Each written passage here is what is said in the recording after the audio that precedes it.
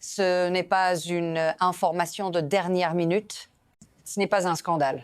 Ce n'est pas l'histoire d'un dirigeant, ni même d'un pays. Ce que vous regardez se déroule plus lentement que l'actualité, mais bien plus profondément. C'est un glissement. Un déplacement discret du pouvoir, loin des urnes, loin des discours, vers des leviers que l'on n'annonce jamais officiellement. Rien n'explose. Rien ne s'effondre encore. Et pourtant, quelque chose a déjà changé dans la façon dont les crises sont gérées, contenues et utilisées. Le danger n'est pas ce qui est montré. Le danger, c'est ce qui fonctionne en silence pendant que tout le monde regarde ailleurs. Si vous avez l'impression que tout cela vous paraît familier, c'est normal. C'est précisément ainsi que ce système évite d'être vu. Restez zici. Parce que pour comprendre ce qui se met réellement en place, il faut d'abord comprendre qui contrôle désormais le tempo et comment ce contrôle s'est déplacé sans bruit. Ce qui contrôle le système aujourd'hui n'est pas un vote. Ce n'est pas un sommet international. Ce n'est même pas une décision officielle. Ce sont des points d'étranglement. Des lieux où l'économie, la sécurité et le temps se croisent. Quand ces points sont maîtrisés, le reste suit. Sans déclaration, sans invasion, sans justification publique. Le pouvoir ne consiste plus à agir. Il consiste à retenir, à autoriser, à suspendre. Un flux peut passer, un autre est arrêté, et cette sélection devient la politique elle-même. Les gouvernements ne sont plus renversés, ils sont conditionnés. On ne détruit pas l'architecture. On ajuste ces incitations jusqu'à ce qu'elles se déplacent d'elles-mêmes. Ce mécanisme est plus stable que la force brute, plus discret que la diplomatie, et infiniment plus difficile à contester. Parce qu'une fois que le rythme est contrôlé, les acteurs n'ont plus qu'un choix, s'adapter ou disparaître lentement. Et c'est précisément là que commence le basculement suivant. Le changement le plus dangereux ne s'est pas produit en un jour. Il n'a pas été annoncé. Il n'a même pas été débattu. Avant, la pression était visible. Des sanctions claires, des lignes rouges déclarées, des réponses attendues. Aujourd'hui, tout est plus flou. La contrainte n'est plus un événement. C'est un environnement. Les décisions ne tombent plus comme des chocs. Elles s'accumulent comme une météo. Prévisible, inévitable. Impossible à attaquer frontalement. Ce glissement a été normalisé parce qu'il semblait rationnel, moins coûteux, moins risqué, plus responsable. Mais en échange, quelque chose a été abandonné. La distinction entre pression et gouvernance, entre négociation et pilotage. Quand la survie économique dépend d'autorisations réversibles, quand la stabilité repose sur une menace suspendue, le système cesse d'appartenir à ceux qui y vivent. Il appartient à ceux qui règlent l'intensité.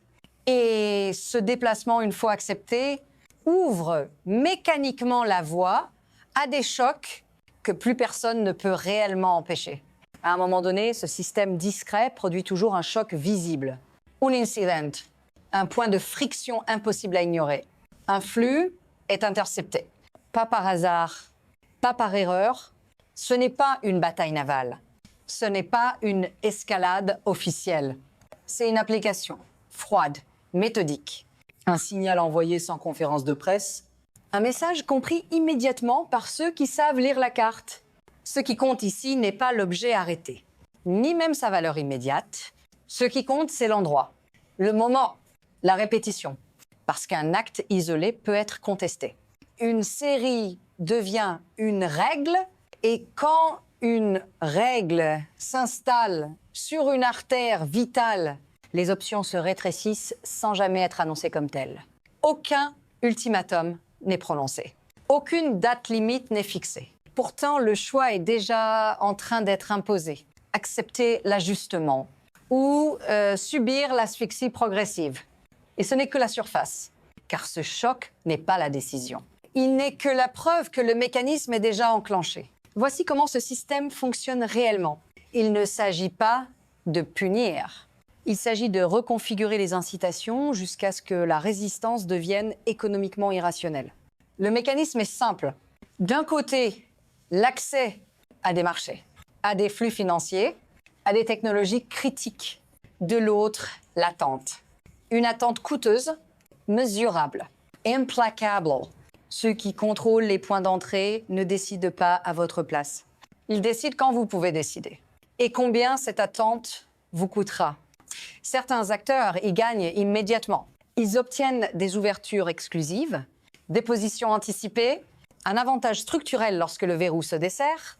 D'autres absorbent le choc. Les budgets publics, les économies domestiques, la stabilité sociale. Et ce transfert se fait sans déclaration de responsabilité parce qu'il est présenté comme technique, administratif, temporaire. Mais il ne l'est jamais vraiment. Une fois que la survie dépend d'autorisations conditionnelles, la souveraineté devient négociable. Et la crise cesse d'être un accident. Elle devient un outil. À ce stade, le tempo change. Les phrases se raccourcissent. Les marges d'erreur disparaissent. Ce qui était conditionnel devient pressant. Ce qui était suspendu se rapproche. La force n'est pas utilisée, mais elle est déplacée. Maintenue en position, visible, silencieuse. Chaque geste est calculé pour ne pas déclencher tout en rappelant qu'il le pourrait. Ce n'est plus une négociation, c'est une horloge. Les décisions doivent être prises plus vite, avec moins d'options, sous une pression constante, mais jamais déclarée. Et surtout, sans savoir combien de temps cette phase durera. Parce que l'incertitude fait partie de la mécanique. Elle use, elle divise, elle accélère les concessions. Ceux qui résistent attendent un choc clair. Il ne vient pas. Ceux qui coopèrent espèrent un relâchement. Il est différé. Et pendant que l'attention publique cherche un événement spectaculaire, le système avance d'un cran supplémentaire, sans explosion, sans annonce, jusqu'à ce que les conséquences cessent d'être abstraites et commencent à toucher quelqu'un de précis. Vous, c'est ici que le système vous atteint. Pas dans les déclarations, pas dans les cartes, dans les délais, dans les pénuries, dans l'incertitude qui s'installe dans la vie quotidienne. Quand une économie est maintenue sous autorisation conditionnelle, ce ne sont pas les élites qui attendent, ce sont les salaires, les services publics, l'accès à l'essentiel. Vous le ressentez avant de pouvoir le nommer. Quand tout devient plus fragile, quand chaque décision semble provisoire, quand l'avenir est constamment repoussé à plus tard, ce n'est pas une crise soudaine, c'est une fatigue collective. Et c'est précisément ce que ce système exploite parce qu'un public épuisé ne se révolte pas. Il s'adapte, il accepte, il ajuste ses attentes à la baisse. Si vous pensez que cela concerne ailleurs, que cela ne vous touche pas encore, restez attentif. Parce que ce modèle ne s'arrête jamais à une frontière. Il se déplace là où il fonctionne et il fonctionne très bien. À ce moment précis, le phénomène cesse d'être local. Parce qu'un système qui fonctionne est toujours reproduit, adapté, exporté. Ce qui a été testé sur un théâtre devient un modèle pour un autre. Même logique. Différents acteurs. Nouvelle justification. Les flux se redessinent, les alliances se recalibrent. Les zones autrefois périphériques deviennent centrales. Et personne n'annonce officiellement ce basculement. Les marchés réagissent avant les gouvernements. Les États voisins s'ajustent avant les traités. Les populations comprennent trop tard que les règles ont changé. Ce n'est plus une question de politique intérieure, ni même de rivalité régionale. C'est une transformation du mode de gestion des déséquilibres globaux, par pression graduée, par contrôle indirect, par délégation de la contrainte. Et plus ce modèle s'étend, plus il devient difficile à contester, parce qu'il ne ressemble jamais à une agression. Il ressemble à une réponse rationnelle à une crise. Mais lorsque tout le système international adopte cette logique, la stabilité devient conditionnelle, réversible, fragile. Et la question n'est plus de savoir où cela se produira ensuite, mais jusqu'où cela peut aller avant de se briser. À partir d'ici, le système n'avance plus seul. Il entraîne, 3 trajectoires apparaissent, aucune n'est annoncée. Toutes sont plausibles. La première est l'ajustement. Les acteurs s'alignent, ils intègrent les contraintes. Ils survivent en échange d'une autonomie réduite. Le système gagne en stabilité au prix d'une normalisation de la dépendance. La deuxième est l'érosion. La pression dure trop longtemps. Les institutions s'affaiblissent.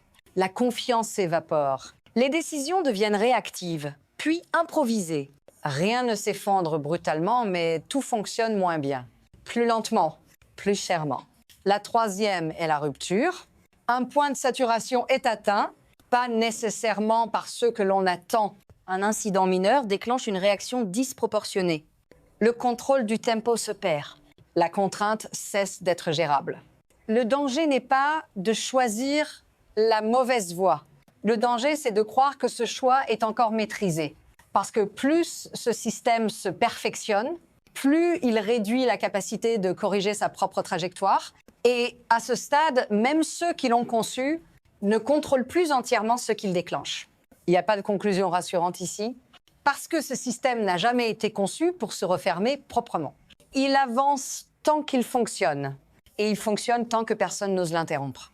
La contrainte graduée, le contrôle des flux, la pression suspendue, tout cela paraît rationnel, propre, efficace. Jusqu'au moment où l'on réalise que plus personne ne sait comment revenir en arrière. Quand la crise devient un outil de gouvernance, la paix cesse d'être un état, elle devient une permission et ce glissement n'est pas terminé. Il s'approfondit, il s'affine, il se banalise. La vraie question n'est donc pas ce qui va se passer ensuite. La vraie question est qui décidera quand ce mécanisme ira trop loin. Et au nom de quoi? Si vous voulez comprendre où ce modèle mène réellement, si vous voulez voir ce que ce type de pouvoir produit lorsqu'il n'est plus contesté, ne quittez pas cette analyse. Parce que ce que nous venons de décrire n'est pas une exception, c'est un prototype. Et les prototypes, quand ils réussissent, ne restent jamais uniques. Continuez avec la prochaine vidéo pour suivre la prochaine étape de ce système avant qu'elle ne devienne invisible.